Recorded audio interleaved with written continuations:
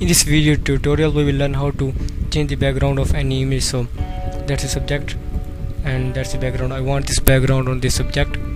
So first of all, take this background to the subject layer, transform it as you want. That's looking good. Take the subject layer over the background layer, select any of the selection tool, and you can see here select and mask. Click on the select and mask. Make sure that transparency is about 50%.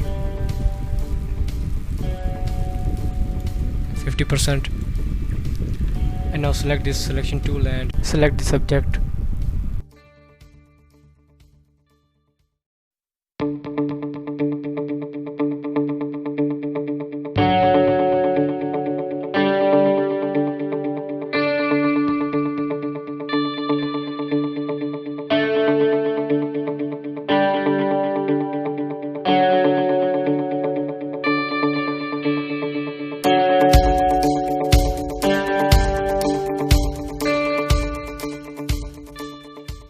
Once you're done this selection, go there output settings and output to layer mask.